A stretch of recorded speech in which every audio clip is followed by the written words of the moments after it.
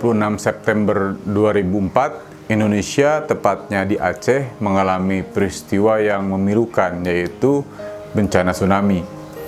Kerusakan yang diakibatkannya juga sangat parah.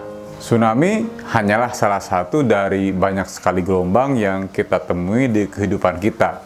Dan semua gelombang, tidak terkecuali tsunami, membawa energi selama perambatannya. Lalu, apa yang membuat gelombang tsunami memiliki energi yang begitu besar? Untuk menjawab pertanyaan tadi, maka kita harus memahami topik mengenai pengertian gelombang dan besaran-besaran gelombang. Materi ini adalah materi fisika kelas 11 SMA fase E. Dan tentu setelah menyimak video ini, kalian diharapkan mampu memahami pengertian gelombang beserta beberapa besaran gelombang seperti simpangan, amplitudo, panjang gelombang, frekuensi, perioda, dan kecepatan gelombang. Gelombang, apapun itu, pasti bersumber dari sesuatu yang bergetar. Gelombang suara manusia misalnya, berasal dari pita suara yang bergetar. Gelombang cahaya bersumber dari elektron yang bergetar melalui aktivitas eksitasi dan transisi elektron. Begitupun gelombang tsunami bersumber dari getaran.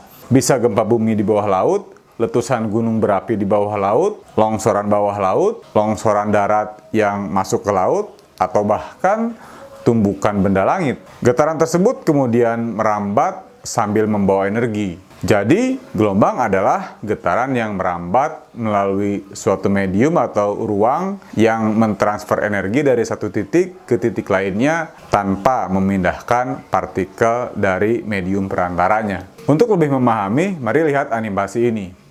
Perhatikan, sebelum terjadi getaran yang menjadi sumber gelombang, setiap titik di medium atau perantara berada pada posisi seimbang, seperti titik-titik yang berwarna merah dan hijau seperti di samping ini. Coba perhatikan ketika di ujung kiri tali ini kita buat getaran. Dengan segera getaran itu merambat dan terbentuklah gelombang. Perhatikan bahwa setiap titik di medium itu tidak ikut merambat, hanya ikut bergetar saja. Kalau kita stop animasinya, perhatikan bahwa setiap titik di medium itu yang diwakili dengan titik-titik merah dan sebagian hijau itu menyimpang dari titik seimbangnya yang tadi sebelum ada getaran. Nah, jarak atau perpindahan suatu titik pada medium dari posisi keseimbangannya akibat adanya gelombang kemudian disebut dengan simpangan gelombang.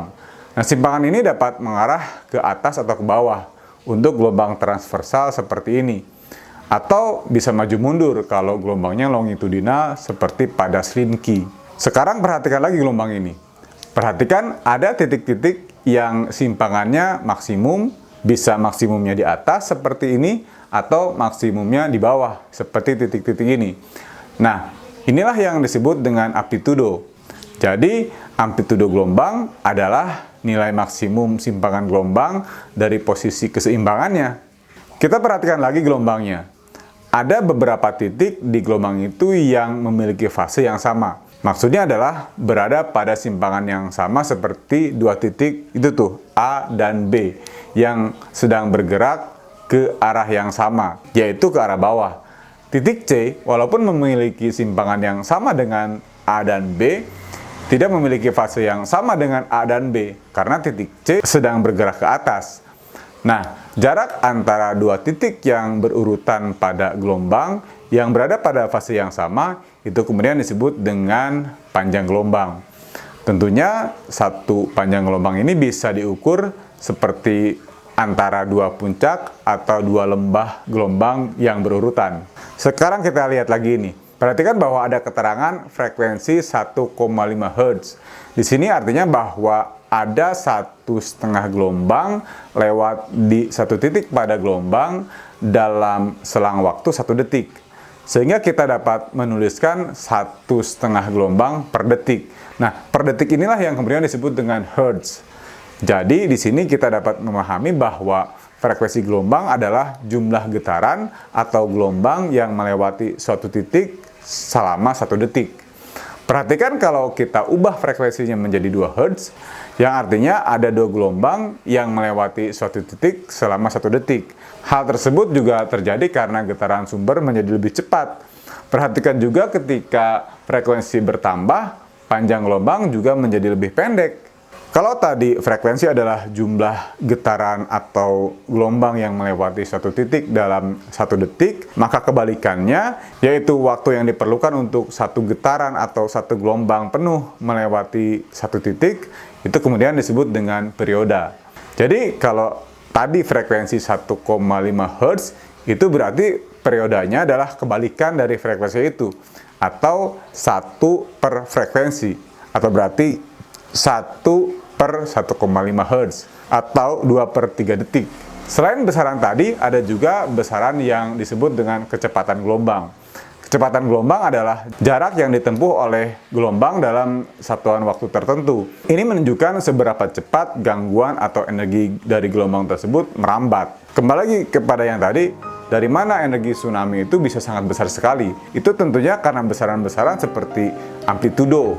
Amplitudo tsunami itu ketika mendekati pantai, amplitudonya meningkat drastis.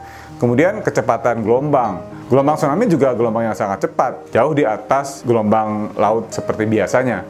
Kemudian panjang gelombangnya juga sangat besar, bisa mencapai ratusan kilometer.